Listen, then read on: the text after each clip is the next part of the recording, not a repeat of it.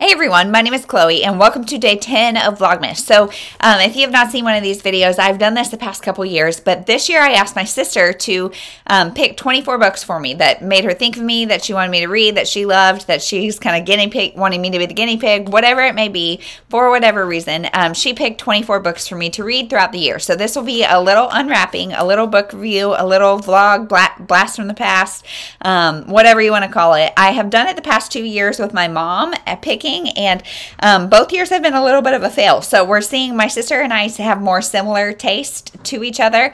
She did say most of these books she has not read, so I'm kind of guinea pigging them for her, I think. And so we'll just kind of see if she fares a little bit better or not. So let's get into this one. My daughters always pick the books for me, and they normally always pick bigger, the biggest ones they can find, because bigger is always better when you're little. But this one's pretty small, so that feels actually really good. So let's see, because yesterday was a DNF. So if you haven't seen yesterday, yikes. So I'm hoping this is better. The last two actually have been Christian fiction, which is something that I don't read that often. And it's really interesting that, like, I just so happened, I have all 24. So these are not to be opened in any specific order. So it's interesting. We'll see if we're, like, on a trend or if this will be a switch up. Oh, it's another Courtney Walsh. So it's the same author as the last time. And this looks like it's a Christmassy one, a cross-country Christmas. So I have seen a lot of people talk about this from, I don't know if it's like the 2022 Christmas or 2021. But this one's definitely short. And it says, Lauren Richmond isn't a fan of Christmas. I feel like that font is really hard to read, which is why she rarely makes the trip home to the Midwest for the holidays. After all, she has plenty to keep her busy, namely her duties as a set decorator on a TV sitcom. But this December, Lauren's brother and his wife are expecting a baby, so his brother arranges a ride home for her with his good friend, Will. Unfortunately for Lauren, she's been trying to forget college baseball coach and childhood crush Will Sinclair for more than 10 years. Now, thanks to her fear of flying, she's stuck in a car with him from California to Illinois. She's circumspect and organized. He's flirty and spontaneous. She's convinced that people don't change. He's trying to prove her and himself that he has. On this cross-country road trip, they'll both discover that history doesn't exactly repeat itself, but like any good Christmas carol, it does have a second verse. So I'm nervous about this, honestly. But I think Oshina from Oshina Gotta Read 'Em All.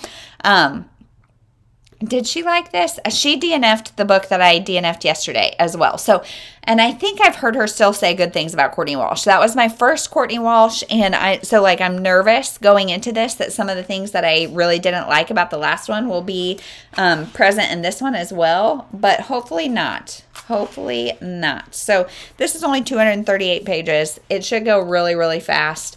It is starting to get warm here. So as I'm filming this, it is April 15th, and it is starting to get warm here. We had like our first kind of 80-degree days this past week. In fact, yesterday was one of them, and my daughter, she was like, I'm too hot. And I was like, oh, girl. Because if you guys don't know, we live in the Midwest as well. We live in Kansas City, the Kansas City area, and it gets hot here. It gets hot and humid, and like if she is struggling on an 80-degree day, we're going to have a long summer. So reading this in the midst of that kind of sounds fun. It did storm last night, so it's now 60 degrees, so it's not so warm. But regardless, I'm not a very I'm not solely a seasonal reader, so this does not bother me at all.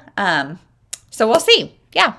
I'll check in when I have some thoughts. Well, this is an embarrassing coincidence. It is like a week later, and I'm wearing the same sweatshirt or shirt, long sleeve shirt, whatever. But I have finished this book, and it was so cute. It was so cute. So this is nothing like the other Courtney Walsh that I read. I would not even know it was the same author if I didn't obviously know. I think it's a different publisher. I need to double check that, but I think it's a different publisher, and that has made like a total difference. It was not like I would not know that this was a Christian fiction author.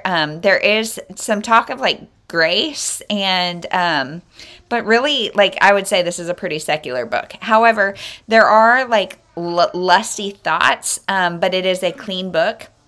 And the word like sexy is used, but like there's not descriptive language around the lusty thoughts. And so I would say it's a pretty safe, clean book if that's what you're looking for. But this was just so cute. So it is about this girl. She has major flight anxiety, and her brother is about to have his first baby. So she is going to go home for Christmas reluctantly. She does not want to, but she's going to go home, and she's not going to fly. She has kind of hemmed and hawed about if she was going to go or not, to the point that she now cannot get a bus fare or anything like that. So she is going reluctantly, and the only option is to go with her brother's best friend, Will. And so she and Will have kind of a past.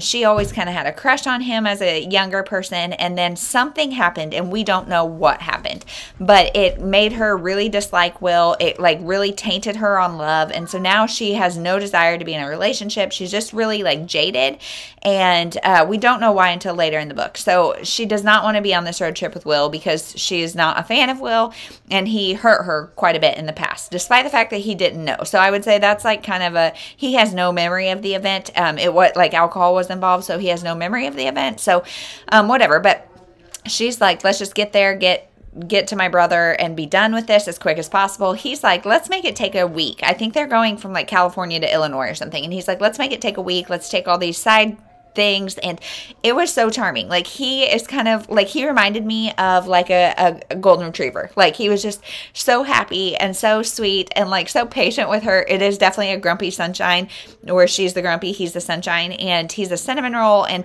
the places they go are really festive. So while I wouldn't say this is necessarily a Christmas book, it definitely has some good festive vibes.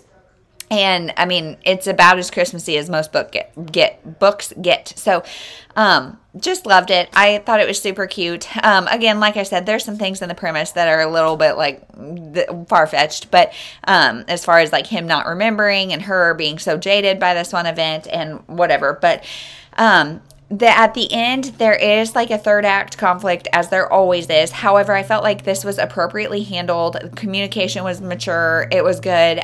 There's also a little bit of depth thrown in at the end, and I felt like it was the perfect amount, again, that did not completely, like sometimes they'll throw in a really deep subject that completely like creates this tone shift that's like, whoa, what was that? Where did that come from? Completely off like what all the happy-go-lucky rest of the book. And this I felt like was just showing like a softer, more serious side to Will, and there's little bits along the way that we see that softer, more serious side. So overall, I thought this was super cute. I am definitely on the hype train. I've heard a lot of good things about this book, and I would definitely recommend. So that's a win. Thank you so much for watching. We'll see you tomorrow.